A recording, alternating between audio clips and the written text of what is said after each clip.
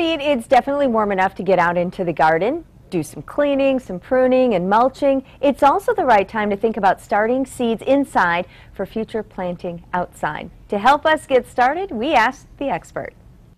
Well, we're talking about starting seeds, getting your gardens ready indoor. We are with Mark Conlock. He is the Director of Horticulture here at the Green Bay Botanical Garden. Good morning. Good morning. It's not too early to start, right?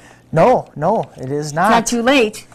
Hopefully not. Okay, let's do it now. We're going to do it now, Mark. Yeah. Talk about what you've set out here. Well, I've set out just a selection of a lot of different heirloom tomatoes. And there's still a hot thing on the market is heirlooms and knowing where your vegetables are coming from and starting them from seed yourself. A lot of people are doing their own gardens, aren't they? And yeah. They want something different. Right, and you can grow all those different ones. Sometimes you can't find them available, even in a garden center, but you can get the seed for them.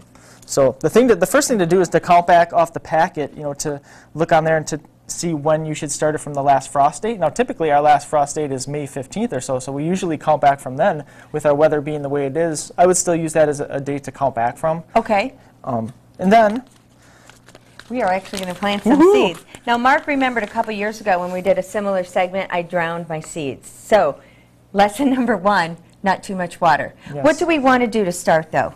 Well, good question. We want to use a soilless mix. So you go to a garden center or to a store and get something that has peat, perlite, vermiculite, and then we like to mix something in here called Osmoco, which is a little slow-release fertilizer, so that we don't have to worry about fertilizing every time.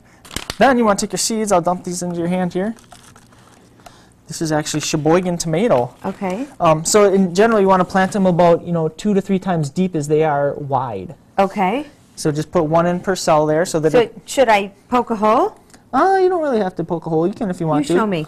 I would just take it and kind of dump it in there like that. Oh, okay. It just has to be covered a little bit.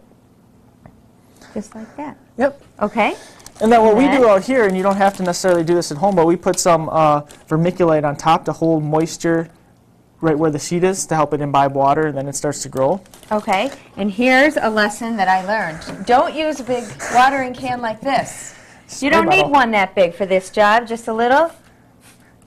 Yep. Spray. Just mist the top, so that it gets it moist. And keep it at that moisture level. Yep, just check on it every day or, at least once, maybe twice a day. And we also would put this lid on there so that you help keep the humidity in there. And then put it under, you can put it by a window to get light, or you can put it under kind of shop lights, fluorescent lights, and then just raise the lights as the plants get bigger. The other important thing to do is once they germinate and start to grow and put some true leaves on, you probably want to remove this, because that way you'll have less moisture in there, so less disease incidents. And they'll have room to grow. Yep. All right, Mark, thank you so much. For more great ideas, you might want to check out the Garden Spring Thaw Symposium. It's this Saturday. The day will feature speakers and demonstrations and lunch. Avid gardeners will share their knowledge of plants like what's new in hydrangeas. For more information, go to fox11online.com and click on Good Day Wisconsin.